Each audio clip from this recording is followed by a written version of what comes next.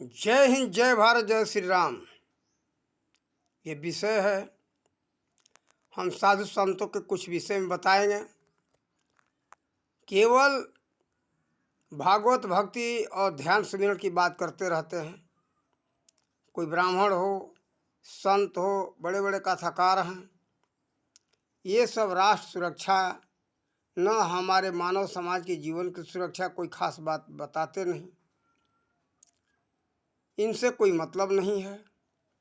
बस कथा सुनो और ध्यान करो, सिमरन करो, माला जपो और दान करो, लेकिन ये अधूरे हैं, कोई कार्य के नहीं है, बेकार हैं ये। हम इनको ये मानते। बहुत बहुत बड़े बड़े गद्दीधारी हुए, मठाधारी हुए, लेकिन ये बड़े बड़े मठाधीश, बहुत बड़े बड़े अपने को कहने वाले, ये देश के लिए कुछ नहीं बताए हमारे समाज को। पहले सबसे ज़रूरी है, मान लो हम अपने घर में हैं या आप अपने घर में हैं, सब कुछ करने के पहले घर का सुरक्षा। ठीक इसी तरह से हम सबका ये जो देश है एक घर है, पूरा देश एक परिवार है। ये तो देश का सुरक्षा पहले जरूरी है, बाद में और कुछ भी है। लेकिन ये बड़े बड़े साधु और संत, ब्राह्मण, कथाकार ये संदेश देते नहीं। लेकिन आज से विद्यालय में भी ये संदेश नहीं दिया जा रहा है। विद्यालय में क्या, किसी तरह से आओ, पढ़ो, केवल भौतिक विद्या ले लो, भौतिक विद्या लेकर के अपने घर जाओ। ये भी, इसमें भी कुछ नहीं है। लेकिन आज से लगभग 200 वर्ष पहले इस तरह की विद्याएं दी जाती थी, और वहाँ उस समय संत, ब्राह्मण सब जो है कि राष्ट्र के विषय में, हम सब के अपने जीवन के विषय में ये सारी बात बताया करते थे। लेकिन एक प्रथा चल पड़ा है, इस समय केवल भगवान का भजन करो, ध्यान करो, सुमिरन करो और बस दान करो, इनसे और इससे बढ़ कर के कुछ नहीं। विद्यालय में भी ये बात यही है कि बस पढ़ो और फीस दो, यानी अपना हमारा जो दक्षिणा होता हमको दो, और पढ़ाई करो अपने क्लास का पाठ्यक्रम। वो भी पाठ्यक्रम का पूरा प्रयोगात्मक ज्ञान नहीं कराते, केवल उसका थ्योरी पढ़ा देते हैं। तो केवल सूत्र पढ़ लेने से ज्ञान नहीं होगा, उसका प्रयोगात्मक ज्ञान होना चाहिए। ये शिक्षा ये अधूरा है, ये शिक्षा उचित नहीं है। और सूत्र के साथ साथ उसका पूरा ज्ञान होना चाहिए, हैं, तब जाकर के समझ में आएगा। प्रयोगात्मक शिक्षा बिना पूरा ज्ञान नहीं हो सकता है। तो देखो, इस समय वर्तमान में, जैसे कुछ दिन पहले रामदेव जी हुए, एक संत रूप में हैं, आर्य समाज के हैं लगभग, वो राष्ट्र के लिए लोगों को जगाए। और अभी अभी कुछ दिनों पहले, 6 महीने के अंदर अंदर की बात है, हमने सुना, और इनका पता नहीं कब से ऐसा विचार चल रहा है, पंडित धीरेन्द्र शास्त्री। तो धीरेन्द्र शास्त्री जो है, ये जो है राष्ट्र के विषय में सुरक्षा की बात बताते हैं, अपने समाज की सुरक्षा के बारे में बात बताते हैं। देखो, सबसे पहले ज़रूरी है अपनी राष्ट्र सुरक्षा। तो ऐसे हमारे समाज में होना चाहिए, राष्ट्र के प्रति जागृत करें। राष्ट्र की सुरक्षा पहला है। ये हमारे समाज में ये हम देखते, इतनी वहम लोगों में फैला हुआ है कि मंदिर के अंदर, मठ के अंदर राष्ट्र की बात करो मत। राष्ट्र की बात करना तो बिल्कुल जो है धर्म विरोध है। लेकिन क्या प्राचीन काल में राष्ट्र की बात नहीं बताई जाती थी? सबसे पहले था राष्ट्र की सुरक्षा, ये ध्यान में रख कर के शिक्षा दिया जाता था। इसीलिए वहाँ बाण विद्या भी सिखाया जाता था, ऐसा इतिहास से प्रमाण मिल रहा है। और पुस्तकों में भी छप के आ रहा है, ये बात बीएड की पुस्तक में भी छपा हुआ है। सभी विद्याएं उसमें दी जाती थी। 18 प्रकार की विद्याएं दी जाती थी मोटे मोटे तौर पर, ये बता रहा हूँ। वैसे तो संपूर्ण जीवन उपयोगी शिक्षण प्रशिक्षण का उसमें व्यवस्था था, ये नियम था। लेकिन आज दिनों जब से मुगल आए तब से बदला गया। बदलते बदलते सबसे ज़्यादा नुकसान किया, सबसे अधिक से अधिक नुकसान किया अंग्रेज लॉर्ड मैकाले। यहाँ का शिक्षा व्यवस्था को ही बिल्कुल बर्बाद कर दिया। और नेहरू अंग्रेजों का दलाल और उसी का जो पूरी पार्टी, ये जहाँ कांग्रेस का राज है वहाँ अंग्रेजी सभ्यता संस्कृति शिक्षा का बढ़ावा दिया जा रहा है। लेकिन ये देश के लिए बहुत खतरा है, देश बर्बाद हो गया। अभी से हम यही कहेंगे, आप लोग देश को बचाओ, अपने भाषा में पढ़ो, यहाँ की जो मूल संस्कृति थी सभ्यता था उसको अपनाओ, तभी देश का विकास हो सकता है, नहीं तो विकास नहीं होगा। देखो, एक विषय केवल पढ़ लेने मात्र से पूर्ण ज्ञान नहीं हो सकता है। पूर्ण ज्ञान के लिए हम सबको सभी विद्याओं का, सभी तरह के कलाओं का ज्ञान करना चाहिए। जब तक हम सभी कलाओं में परिपूर्ण नहीं होंगे तो अपने जीवन का भला नहीं कर सकते। देखो, सबको दवा की ज़रूरत है, चिकित्सा का ज्ञान होना चाहिए, डॉक्टरी का ज्ञान होना चाहिए, अपने शरीर के दुश्मन से रक्षा के लिए लड़ने का, बाण चलाने का ये ज्ञान होना चाहिए। देखो, आवश्यकता पड़े तो अपना शरीर का सुरक्षा करो, अपने परिवार का सुरक्षा करो या देश का सुरक्षा करो। जब जानकारी रहेगा वो विद्या का, तभी सुरक्षा कर सकते हो। इसीलिए पहले अंग्रेजों से पहले सभी तरह की विद्याएं दी जाती थी। गुरुकुल के माध्यम से शिक्षण प्रशिक्षण होता था बच्चों को। उस समय शिक्षा की व्यवस्था अच्छा था और गुरु और शिष्य में भी प्रेम भाव था, अच्छी विद्याएं थी, गुरु लोग अच्छे संस्कार देते थे बच्चों में। लेकिन वो पद्धति खत्म हो गई, तो हम ये कहेंगे कि उसी पद्धति को पुनः भारत में स्थापित किया जाना चाहिए, तभी जाकर के ऊंची कोट का शिक्षा मिल सकता है। ये तो इसके लिए हमने बहुत प्रयास किया लेकिन नहीं हो सका, कारण कि समाज और सरकार चाहता ही नहीं। अब भाई इस समय ये है कि समाज में कुछ कहना हो, कुछ करना हो तो पैसा और पावर दोनों हो, या तो कम से कम एक हो, पैसा हो या पावर हो, तभी जाकर के कुछ कोई बात सुन सकता है। नहीं तो कितना भी महान ज्ञानी हो, पैसा नहीं है तो कोई बात सुनने को राजी नहीं, पावर नहीं है तो उसका कोई बात सुनने को राजी नहीं है, सुनना पसंद लोग नहीं करते। भले वो लोगों के बहुत महान कल्याण की बात क्यों ना हो, लेकिन उससे लोग कतरा रहे हैं। तो ठीक है, कोई बात नहीं। अभी हमारा प्रधानमंत्री ये कर रहे हैं, इनसे भी हमने बहुत कुछ प्रयास किया था। गुजरात में मांगा था ज़मीन, ये कई वीडियो में चर्चा किया, लेकिन हमको उस समय सहयोग नहीं दिए। चलो आ गए यहाँ, तो अभी से यही करने लगे तो अच्छा। ये चाहेंगे तो इस समय शक्ति है, सामर्थ्य है, पूरे देश को ये चाहे तो सुधार सकते हैं, सुधारने के पथ पर चल पड़े हैं। लेकिन हम यही सबसे कहेंगे भारतवासियों से, ये 2020 की जो नई शिक्षा नीति लागू हुई है इसका विरोध मत करो, आप लोग प्रेम से अपनाओ, आप सबका उत्थान होगा। वही शिक्षा है, गुरुकुल पद्धति है, प्राचीन पद्धति है, इसी से हमारे समाज का, हमारे देश का कल्याण हो सकता है। अन्यथा किसी भी तरह के शिक्षा से कल्याण नहीं हो सकता है, चाहे वो मुगलकालीन शिक्षा हो या अंग्रेज़ों के समय का शिक्षा, ब्रिटिश शिक्षा, ये सब बेकार की है। और कारण कि इसमें अध्यात्म नहीं है, अध्यात्म नहीं है और संपूर्ण जीवन उपयोगी शिक्षण प्रशिक्षण का व्यवस्था नहीं अन्य शिक्षाओं में। तो जो गुरुकुल पद्धति है उसमें संपूर्ण जीवन उपयोगी शिक्षण प्रशिक्षण की व्यवस्था है और आपके सभी तरह की जीवन जीने की शैली को उसमें ज्ञान कराता है, आप लोगों के लिए कल्याणकारी है। इसलिए आप लोग उस पद्धति को अपनाओ, अपने जीवन का कल्याण करो।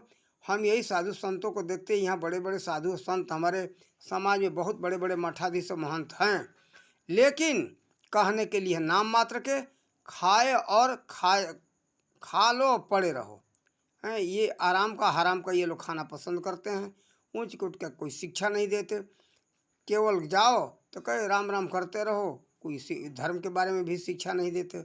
धर्म का शिक्षा वो है कि हमें उसके विषय में पूरा ज्ञान करा सके। इनके पास पूरा ज्ञान है कि नहीं है ये हम नहीं कह सकते, लेकिन बहुतों के पास तो कुछ के पता चलता है, देते नहीं। दूसरी बात ये, बहुतों के पास तो है भी नहीं, कुछ के पास है लेकिन बहुत संतों के पास नहीं है, केवल बाहर से वेशभूषा है, इनके पास वो पूरा ज्ञान नहीं है। और ये केवल दान की घूम घुमा करके दान की बात करते हैं। ये भजन करो और हो रहा है, जो हो रहा है अच्छा हो रहा है, होने दो, क्या करोगे, ये परमात्मा का लिखा। अरे भाई, परमात्मा का लिखा हुआ अंतर से हमारे मन हो रहा है कि हम अपना कल्याण करें, तो उसमें कौन सी गलत बात है। लेकिन ये ऐसी बात पढ़ा करके देश को सुला रहे हैं।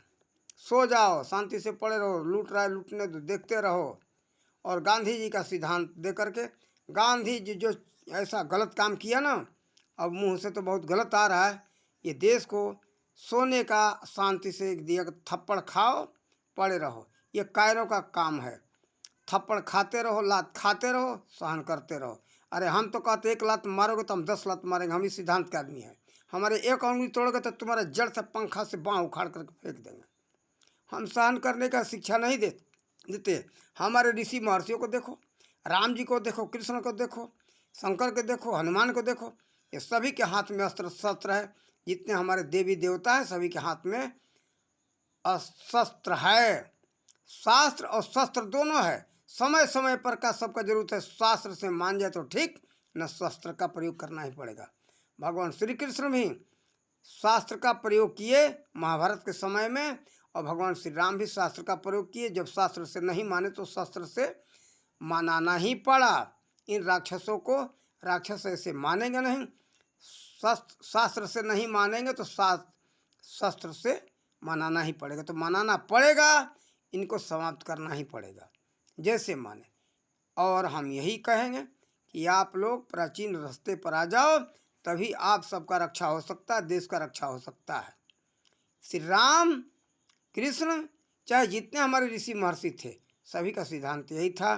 देवी, सभी देवियों के हाथ में देखो, कोई देवी है ऐसे जिसके हाथ में कोई हथियार न हो, त्रिशूल है, तलवार है, कुछ ना कुछ है।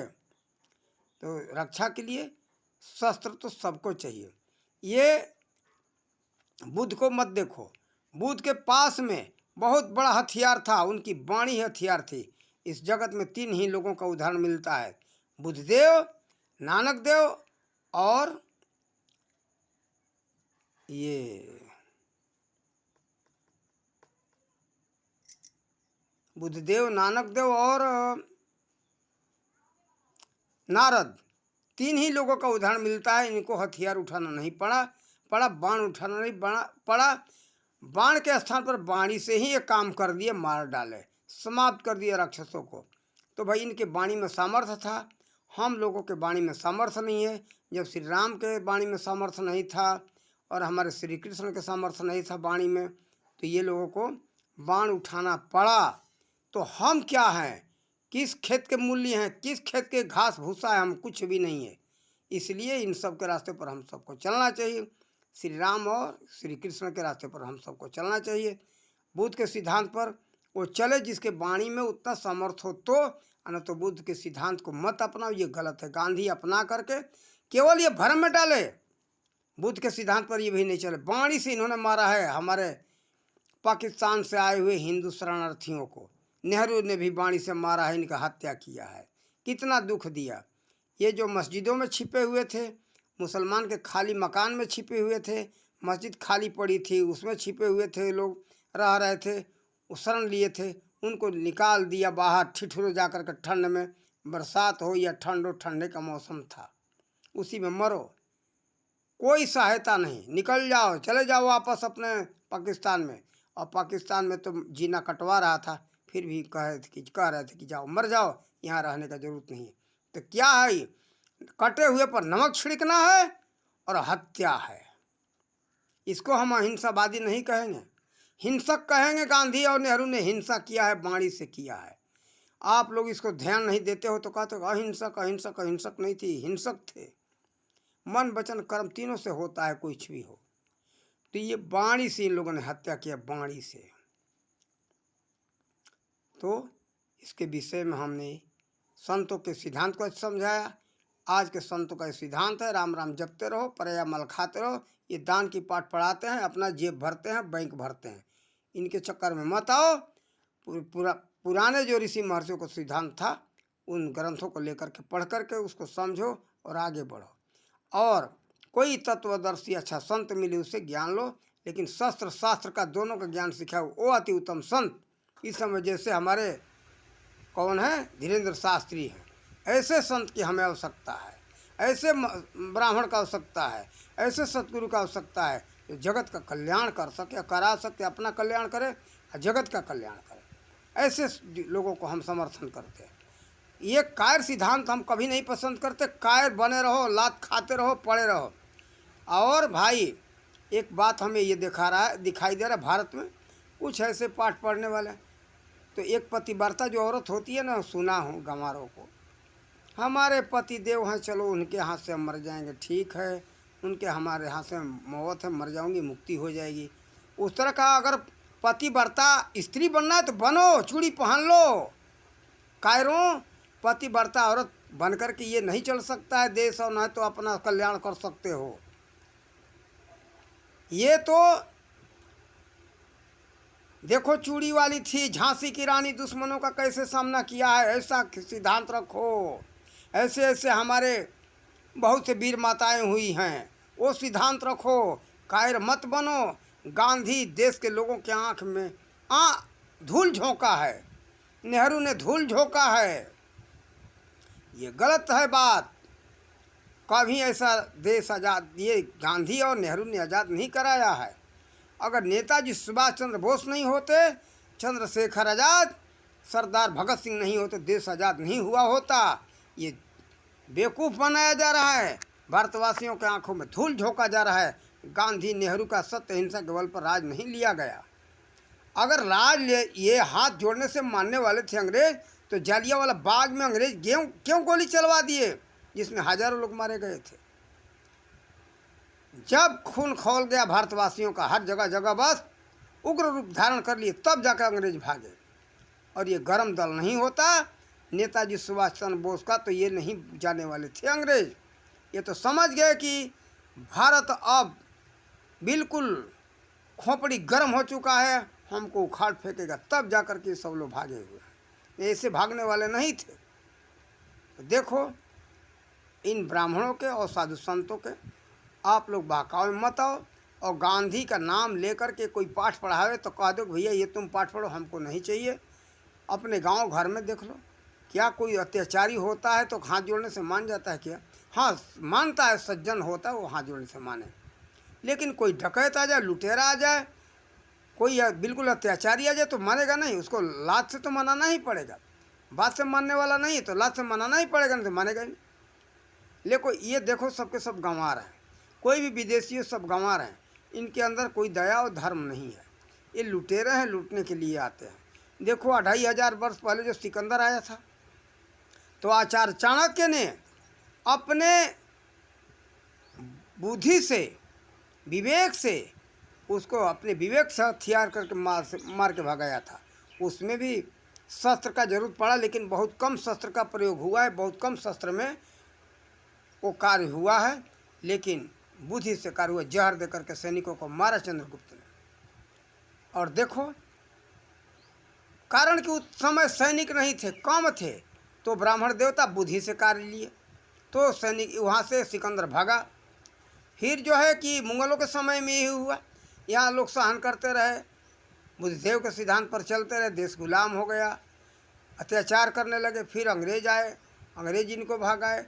जब अंग्रेज अत्याचार करने लगे तो यहाँ के जब लोग बिल्कुल परेशान हो गए तो अंग्रेजों को भगाए। लेकिन देखो कब भागे, शस्त्र उठाना पड़ा तब। शास्त्र से नहीं भागे, हाथ जोड़ने से नहीं भागे। तो झूठा प्रचार किया जा रहा है भारत के नौजवानों के खून को ठंडा करने के लिए कि विदेशी आक्रमण कर जाए, कर ले, तुम्हारे ऊपर कब्जा जमा ले। अंग्रेजों को ये फिर शासन जमाने के लिए लोग प्रचार करें। ये जो है नेहरू परिवार, भारतीय जनता पार्टी ऐसा बात नहीं पढ़ाएगा। लेकिन ये गांधी का थप्पड़ खाने का पाठ केवल कांग्रेस पार्टी पढ़ाता है। और जितने इनके अंग हैं, जितनी पार्टियां अलग अलग दिखाई दे रही, सब उन्हीं के अंग हैं। ये चाहे सपा हो, बसपा हो, तृणमूल कांग्रेस हो, चाहे वहाँ बिहार में 2 पार्टियां हैं, लालू का और ये नीतीश का वो हो, और हम ये मुफ्ती मोहम्मद तो है ही। ये तो मुसलमान है, वही पाठ पढ़ाएगी, लेकिन क्या देखो क्या करते। वहाँ तो मुफ्ती मोहम्मद कहती होगी, वहाँ पढ़ाती होगी गांधी का पाठ, क्या हो रहा है वहाँ देख रहे हो ना। वही पाठ है कि उसका आतंकवादी कितना अत्याचार करते। और मोदी जी जैसा व्यक्ति था कि उस आतंकवाद को वहाँ से उखाड़ फेंका, और अभी जड़ से उखाड़ फेंकना, सफाई करना बहुत ज़रूरी है, बहुत कुछ बाकी रह गया है। और इससे भी इसमें विषय में समझ में आएगा, संतों के विषय में, पाखंडियों को तो हम और बनाएंगे वीडियो। इसको सुनो, आप लोग अपना कल्याण करो। इन्हीं शब्दों के साथ अपने वाणी का विरोध। जय हिंद, जय भारत, जय श्री राम।